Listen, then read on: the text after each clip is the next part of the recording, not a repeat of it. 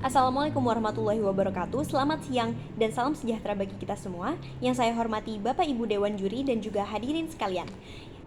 Saya sebagai pembicara satu tim oposisi pemerintah di sini akan menyampaikan argumen-argumen kontra saya mengenai mosi, yaitu Dewan ini berpandangan bahwa Indonesia seharusnya melakukan privatisasi penyediaan air. Hadirin sekalian, sebelum masuk ke dalam argumen saya akan menjelaskan apa yang dimaksud dengan privatisasi air. Privatisasi air ini adalah partisipasi dari sektor swasta dalam penyediaan layanan air dan juga sanitasi, dengan cara contohnya yaitu pembelian saham.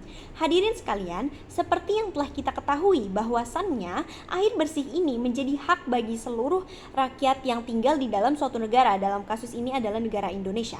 Oleh karena itu, hadirin sekalian, negara kita mendirikan BUMN atau Badan Usaha Milik Negara yang mana mereka bertugas untuk mengelola kekayaan alam Indonesia yang kemudian akan dipergunakan oleh rakyat Indonesia.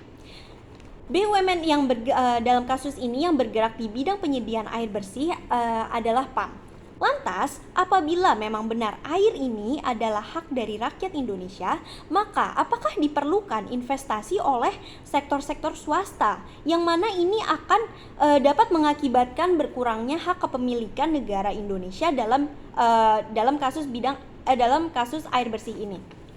Oleh karena itu, hadirin sekalian, di sini saya akan menyampaikan 3 poin argumen penting saya yang mendasari pendapat saya untuk tidak menyetujui adanya privatisasi penyediaan air di Indonesia. Argumen penting saya yang pertama, hadirin sekalian, bahwasannya privatisasi air ini dapat berpotensi tinggi penyalahgunaan kepentingan umum. Hadirin, ketika perusahaan BUMN menjadi perusahaan swasta, maka fokus mereka mungkin beralih dari pelayanan publik menjadi mencari keuntungan semata untuk perusahaan mereka. Seperti yang kita telah sadari bahwasannya perusahaan swasta logikanya akan mencari keuntungan untuk perusahaannya sendiri dibandingkan dengan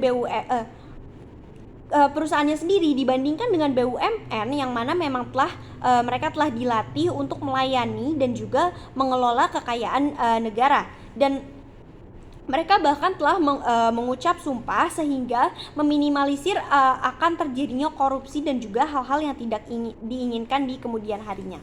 Kemudian hadirin sekalian,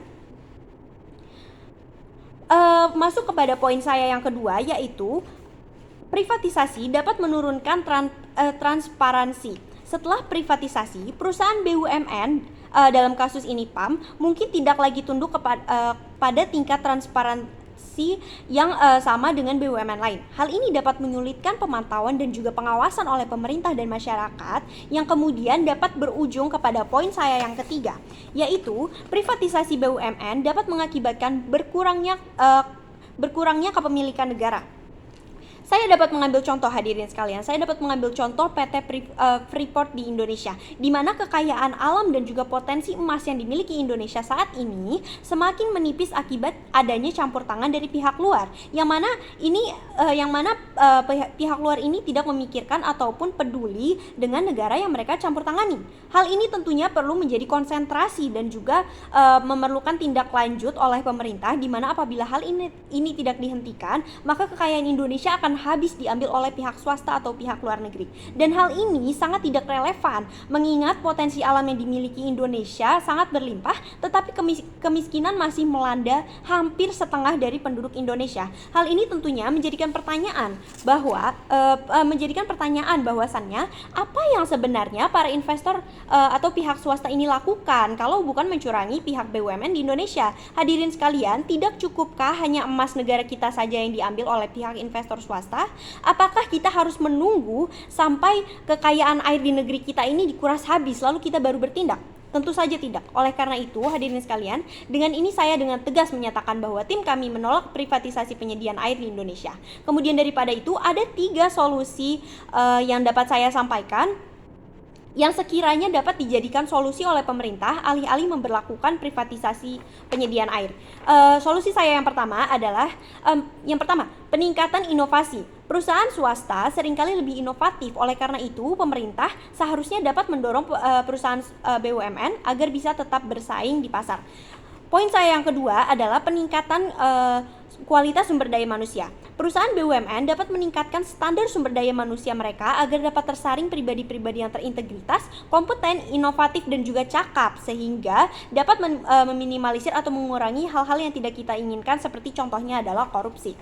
Kemudian solusi saya yang ketiga adalah peningkatan kualitas layanan. Seringkali perusahaan swasta lebih cenderung fokus ke pelayanan pelanggan yang berkualitas. Oleh karena itu, apabila poin atau solusi saya yang kedua telah berhasil dilaksanakan, yaitu meningkatkan kualitas sumber daya manusia, maka dapat kita terapkan atau kita laksanakan poin saya yang ketiga, yaitu peningkatan kualitas layanan, sehingga konsumen akan merasa lebih puas dan juga dapat mempercayakan penyedia sumber air bersihnya, yaitu dari BUMN, tanpa ada campur tangan dari privatisasi.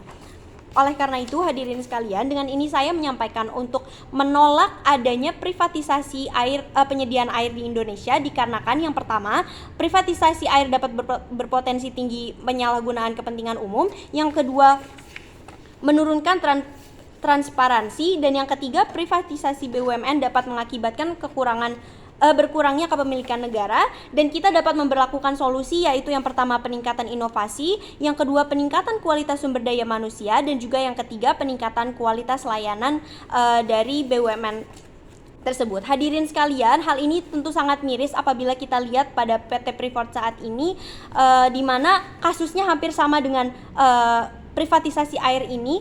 Apakah kita harus menunggu sampai kekayaan kita telah dikuras habis baru kita bertindak untuk memberhentikan privatisasi yang dicampur tangani oleh pihak luar? Tentu saja tidak. Maka dari itu saya dengan ini tidak menyetujui adanya privatisasi air dengan alasan-alasan yang telah saya berikan di atas. Terima kasih. Wassalamualaikum warahmatullahi wabarakatuh.